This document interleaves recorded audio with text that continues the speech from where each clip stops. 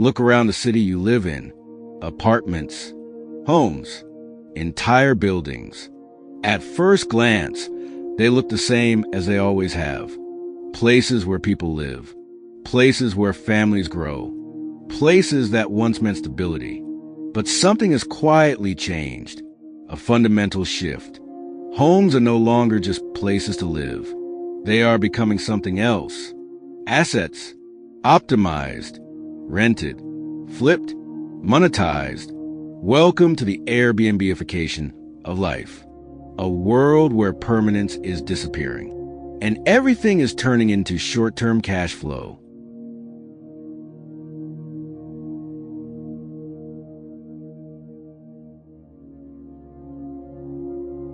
The idea sounded simple at first. If you have an empty room, why not rent it out? If you're traveling, why not let someone else use your space? It was called the sharing economy, a system built on efficiency, on trust, on unlocking and use value. For a moment, it felt empowering. Ordinary people could earn extra income. Travel became more affordable. Space became flexible. But over time, something changed. The people with one extra room were replaced by people with 10, then 50, then entire buildings. And suddenly, this wasn't about sharing anymore. It was about scaling. Investors began to notice. If a single apartment could generate more income as a short-term rental, why not buy more? If the returns were higher than traditional renting, why not convert entire portfolios? And so they did. Quietly, systematically.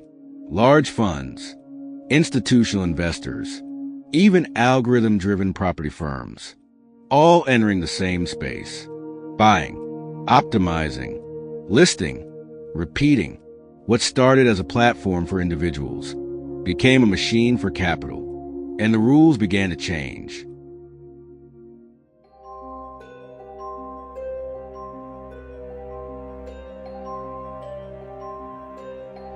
In the past, housing followed a simple logic. People bought homes to live in them, or rented them long-term. But now, housing competes with something else, a global marketplace, where every property is no longer compared to local salaries, but to global demand. Tourists, digital nomads, short-term visitors willing to pay more for less time. And this changes everything. Because when a home can earn more per night than per month, the incentive shifts. Owners no longer think in years. They think in nights, in occupancy rates, in dynamic pricing. And slowly, the idea of a permanent home starts to disappear. For younger generations, this shift is becoming impossible to ignore. Millennials, Gen Z, people entering adulthood in a world where ownership feels increasingly out of reach. They are often told the same story, that they are not saving enough, not working hard enough, not disciplined enough. But this explanation misses something deeper. They are not just competing with other buyers. They are competing with systems, algorithms that scan markets in real time, investment firms that can outbid individuals instantly, platforms that prioritize profit over permanence. In many cities, homes are no longer priced for residents.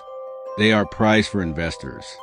And when that happens, the rules change. A family saving for years cannot compete with a fund making decisions in milliseconds. A first-time buyer cannot outmaneuver a system designed for scale. And so, a new reality emerges, a generation that does not own, but rents, not temporarily, but indefinitely.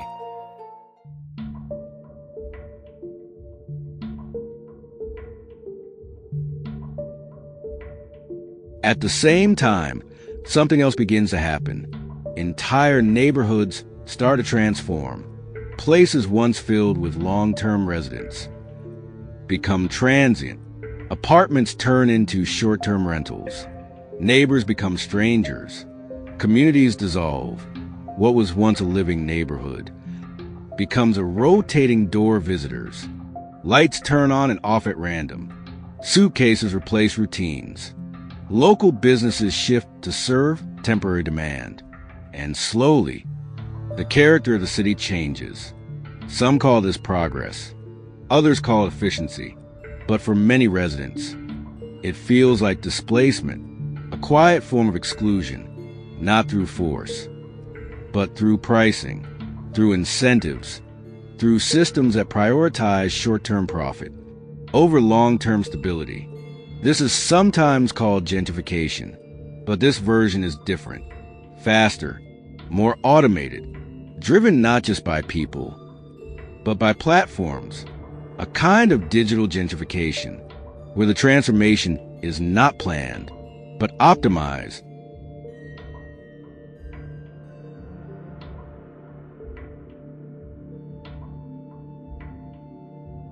So the question becomes, is this inevitable? Is the conversion of homes into financial assets just the next stage of economic evolution? Or is it something we can change? In some parts of the world, resistance has already begun.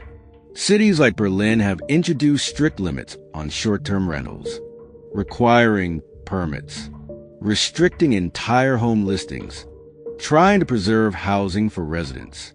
Amsterdam has implemented caps on the number of days a property can be rented, attempting to balance tourism with livability.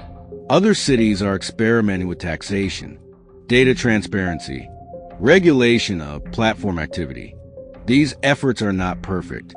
They are often controversial, but they represent something important. An attempt to redefine the purpose of housing, not just as an asset, but as a necessity, as a foundation, as something that should not be entirely dictated by market logic.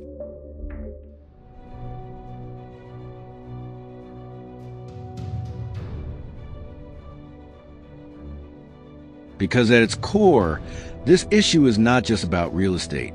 It is about something deeper, the nature of ownership itself. In a world where everything becomes a service, where everything becomes rentable, what does it mean to own anything at all? If your home can always be converted into a product, if your living space is always evaluated for its earning potential, then stability becomes fragile, temporary, conditional, and this is where the pattern becomes clear. The same logic we see in software, in transportation, in digital services, is now entering the physical world.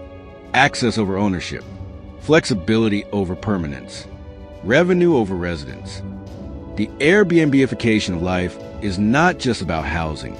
It is part of a broader shift, a system where everything is optimized for flow, for liquidity, for constant monetization.